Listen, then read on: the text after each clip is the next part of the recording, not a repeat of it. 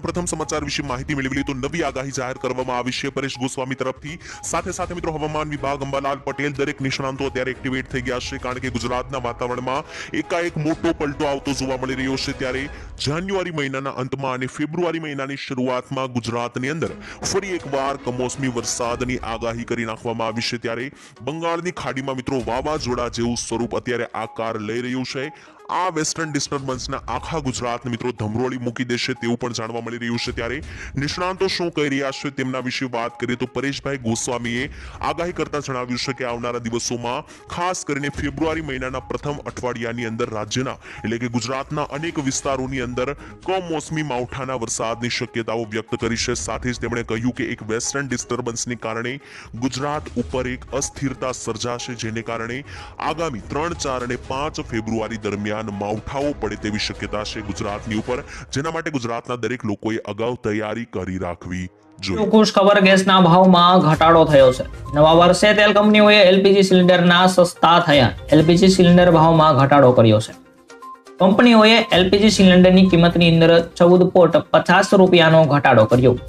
જો કે આ ઘટાડો માત્ર 19 કિલોના કોમર્શિયલ એલપીજી સિલિન્ડરની કિંમતમાં જ કરવામાં આવ્યો છે।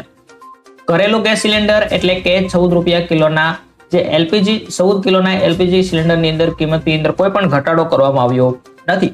કોમર્શિયલ ગેસ સિલિન્ડર મોંઘા અને સસ્તા થવાને કારણે ઘણી બધી વસ્તુઓના ભાવ વધે અને ઘટે તેવી શક્યતાઓ છે।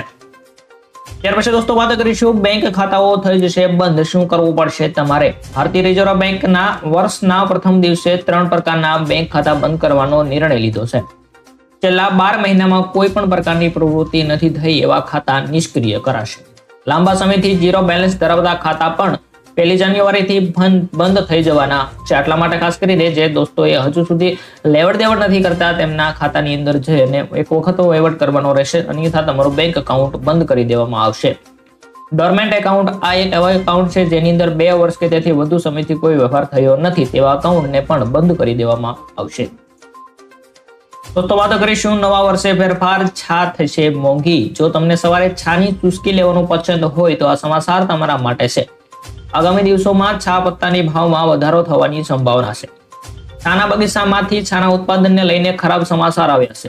અનિયમિત હવામાન સ્થિતિઓ અને બગીચાઓના સમય પહેલા બંધ થવાને કારણે આ વર્ષના અંત સુધીમાં છાના કુલ ઉત્પાદનમાં 6 મિલિયન કિલોગ્રામ વધુનો ઘટાડો થવાની ધારણા છે। આ ઘટાડાના કારણે છા પત્તીની અંદર ભાવમાં ઉછાળો આવશે।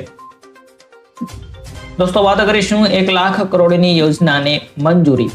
ખેડૂતોની આવક વધારવા અને મધ્યમ વર્ગ માટે ખાદ્ય સુરક્ષા સુનિશ્ચિત કરવા માટે એક મોટો નિર્ણય લેતા કેન્દ્ર સરકારે કૃષિ સંબંધિત 2 યોજનાઓને મંજૂરી આપી છે।